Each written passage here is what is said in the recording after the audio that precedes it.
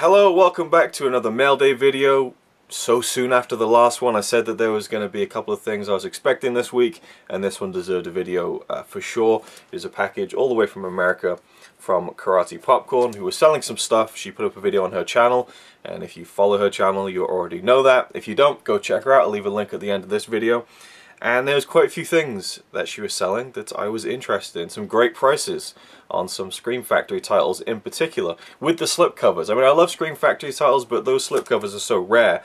I always hesitate to buy a lot of this stuff because I'm one of those wankers who just, you know, needs the slipcover for some strange reason. It just makes it feel nicer, a more complete thing, I don't know. Anyway, not that I love all the things that they put out, much like Arrow Video, but the certain director that they have a lot of titles from is certainly a bunch of titles that I'm interested in. So I've got a few in here. I've already opened up the box and it is full to the brim, literally bursting with bubble wrap. So thank you very much for packaging this nicely, and also thank you for the great deal. I think that the prices were more than generous and so on. So this is quite exciting because there are a few films in here that I'm really looking forward to watching, and one that I can't wait to revisit at some point. So there's the box. I can put that to one side, and we have a whole stack of Blu-rays in there. So let's try and this is actually wrapped like a present, actually. Some nice kind of foldage going on there. Let's try and get through the sellotape. Alright, I kind of have this thing open, mostly. A lot of tape, but very grateful that it was, again, packaged so nicely, and so that none of these will get damaged. So, right, there we go. They're free. Let's show you what they are, in maybe in order of how excited I am to watch them and get to them. Alright, so the first one. Oh, and these are all actually in plastic resealable protective covers, which is always nice. I need more of those. We have Dark Star, John Carpenter's first film that he directed. I think it was when he was a student even, or towards the end of him being a film student. Also written by Dan O'Bannon, who went on to write Alien. He, I guess, wanted to do something a bit more serious in the science fiction arena, and that's what he went with, and we sure remember that film. But this one, Dark Star, I have no illusions to this being a great film. I think that it's going to be kind of equally bad and good at the same time. I'm hoping. And I feel like it's both essential and also one I don't need to see, as far as John Carpenter is concerned. But I'm something of a completist. I like seeing all the work from a particular director that I like. This has an extended version of a documentary on the making of the film. I believe the UK Blu-ray only has that in standard definition. I mean, it's a documentary, but still, that's nice. I think, anyway, don't quote me on that. Full-length audio commentary by a super fan. Written intro by Dan O'Bannon, and a couple more interviews, and so on. So, you know, it's 1974, I believe. You know, it's supposed to be a comedy, science fiction, low budget, so I'm really intrigued. But, again, I have no assumptions this is going to be a masterpiece by any stretch. And next up we have, and you'll probably see a theme start to evolve here, Escape from LA. From John Carpenter, also starring the one and only Kurt Russell, one of my favourite actors, probably my top 10 favourite actors of all time. I think I love Kurt Russell, and this is apparently dog shit, so I can't wait to see it. I mean, I think it's something like Ghosts of Mars, which is just a bad film, but I really enjoy it, so I'm hoping it's more of that, maybe a bit less of Ghost of Mars, but at least, you know, I'm hoping it's going to be a bad film, but one that I'll really enjoy. I don't know if this has any special features. Doesn't seem like it does. Theatrical trailer, there we go. It's yeah, it's not one that really gets touted by, oh, I didn't realize Steve Buscemi's in this, though. What isn't Steve Buscemi in? So yeah, obviously I've seen the first, Escape from New York. The cover makes it look like a lot of fun, but not so much. Yeah, it doesn't really have a good reputation. Next up we have another John Carpenter film, Assault on Precinct 13. I've always wanted to check this out. I don't know if the transfer is different to the recent UK Blu-ray that just came out last year, the 40th anniversary edition. I just missed out on that, or at least the kind of nice one with the nice packaging and the soundtrack disc and everything. I'm not sure when this Blu-ray came out. It might hint on the back of the cover. It doesn't really. So yeah, I'm not too sure if this has a new transfer or anything like that. It has an interview with John Carpenter, an audio commentary with John Carpenter, a couple of new interviews, and yeah, and another interview with John Carpenter as well. So yeah, there's some good special features on here. I've not seen it. There's a lot of John Carpenter films I haven't seen, thankfully. I'm looking forward to experiencing them for the first time. Comes with a slipcover, really nice, and yeah, it looks intriguing. And this was, I guess, but obviously it was before Halloween, and I'm assuming this was just after Dark Star, a couple of years afterwards, yeah. So there we go, another John Carpenter film. And then we have another John Carpenter film, Village of the Damned. The one thing I know about this is that it has Mark Hamill, Christopher Reeve and Kirstie Alley in it, and that to me is just intriguing. Again, I've heard that this is a really shit film, but I'm really looking forward to this one. This was in the 90s, surely.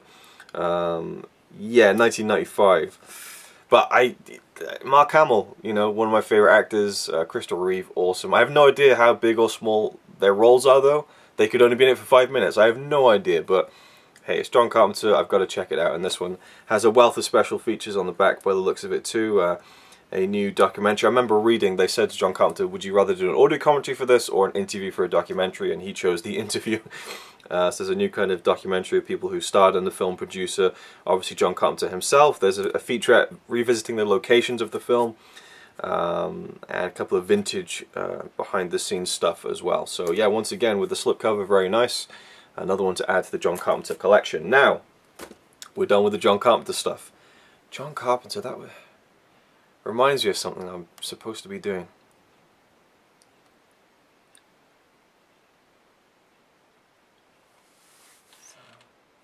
Anyway, right, so moving on again, we have this one. I'm really, I don't know which one is. Okay, now I can tell which one's the real one.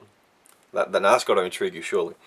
This, I can't wait to check this out. It's a film I've seen before when I was a teenager, mostly. I haven't seen it from bell to bell, so I'm looking forward to diving back into it and seeing it in obviously in full form, in the full running time, but also as an adult and kind of being able to appreciate it a little bit more. I'm a big fan of the director of this film. It is Carrie from 1970 something, 78 maybe. I'm not too sure actually. 76. Okay, wow. I knew that they were casting this and Star Wars around the same time, so yeah, 1976 makes sense. Brian De Palma, love that guy. What a varied filmography he has, and this is the first Stephen King novel that he got published and went big. And this is must be surely the first film adaptation of one of Stephen King's books, of which there are now, you know, so many you can't even count. I think there's over 50 of them, isn't there? We just had It, which was great, and this actually has another one. Yeah, she's included the alternate slipcover. I don't know which one is I guess this is the standard slipcover. I guess if you bought it through Scream Factory directly, they would give you a bonus slipcover with different artwork on it, which is really cool. So we have a 4K scan of the original negative. This is one of the more recent ones, and just absolutely loaded with extras on the second disc. So loads of stuff on there. New interviews, new kind of revisiting the film's location featurette, and then all the kind of archival stuff that's probably been on previous releases too. But that's really cool that she included that on a, you know, I guess in an empty case, the alternate slipcover. And you know, the price for this was again very, very generous, I thought. And this one feels very weighty, that has the actual discs in it, because I think she put the remake of Carrie inside, which is really cool. I have seen that one actually, and I thought it was pretty good. Didn't love it, but it was a good little film, and it makes for a nice package, I think.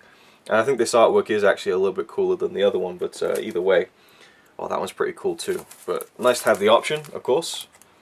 And I'll definitely be reviewing this very soon, so keep your eyes peeled. And finally, we have one that I am the most excited about, I think. This is a film I watched for the first time last year during our horror month, and I knew instantly I needed to get this edition of the film. I just loved it, and this is such a great cover too. It is a Michael Mann film, and it is Manhunter. Love this film so much. I remember feeling like this was going to be just a real boring film. I'd seen an image of this when I was a teenager in TV Guide, and it was just Brian Cox as Hannibal Lecter in this white cell, in this white outfit. It just looked so cold and sterile and colourless. And this film is anything but colourless, at least in terms of the cinematography, not the tone. Not a colourful toned film, but the way it looks. I mean, this is just drenched in 80s-ness. It really is. Just the blues and the it's so like of its time. But I love that about it. And the soundtrack is going to stay with me forever, because when I watched this last October, it was just before I was starting to finish writing my novel. And it became a part of my playlist to listen to the complete soundtrack for this film. In fact, there was two different ones. There was like an alternate soundtrack I listened to as well. And I flipped between those two for the duration of November, pretty much, as I finished writing the last 50,000 words of my novel. And so the soundtrack to this film was just ingrained in me now, and has this kind of special link to these very important things that I wrote, to me anyway, personally. So it's going to be a real trip to revisit this film now, having such an intimate connection with the soundtrack, and that's like the score, but also the songs that were used and so on. And I love this film so much. It really was nothing like I was expecting, and everything I could have hoped that it would be. And you know, it's not a masterpiece by any means, but it's one that I certainly loved, and I just love that artwork. It's so cool. But the special features here are really interesting. We have new interviews with the director of photography and actors William Petersen, Tom Noonan, and Joan Allen. And you know, that's like, you know, Tom Noonan plays the Red Dragon in this film. He is so good in this film, and I know him most from Last Action Hero as the Ripper, but also he was really good recently in Anomalisa. He plays almost all the voices in that. Has such a strange voice, and he's just so perfect in this film. I thought he gave a genuinely fantastic performance. So I can't wait to see the interview with him, the interview with William Petersen, who plays Graham. You know, it's not often they get kind of the key principal actors of these films to come back and do new interviews, which is really cool. There's the music of Manhunter, including interviews with the composer, which is really interesting. Oh, and also interviews with some of the people who did the actual songs that I love so much. That I didn't even know about that. That's really cool. And then there's a second disc with the director's cut, not rated, in high definition with standard definition insert. So it has new stuff, but the new stuff isn't in high definition, unfortunately. Director's cut, and it has an audio commentary with Michael Mann, which I'm guessing was already present on a previous release. And a conversation with the cinematographer, and also another little documentary, I suppose. I thought that there was an interview with Brian Cox on this, which would have rounded everything off even better, you know, because you know, he plays Hannibal Lecter. He's the first guy to play Hannibal Lecter in a film. But either way, I think the Tom Noonan interview I'm really excited about getting to. And yeah, so there we go, Manhunter. So excited about that one. So there we go. That's an awesome stack of films here. Well, I don't know about all the John Carpenter ones, because they mostly have a bad rap. And but there you go, really cool. And again, it's nice that she included the plastic resealables. That's what I do with you know, nice additions that I have and everything. Yeah, I just want to keep looking at these gorgeous covers. I love the artwork that Scream Factory get for these. So there we go, an awesome little selection of films there, and quite a few John Carpenter. John Carpenter, there's something about. I was gonna do it. I don't know, it's gone. But anyway, there we go. Go check out our channel. I'll leave a link at the end. Thank you for watching. Leave your thoughts down below on any of the films I've talked about here, and I'll see you in the next video.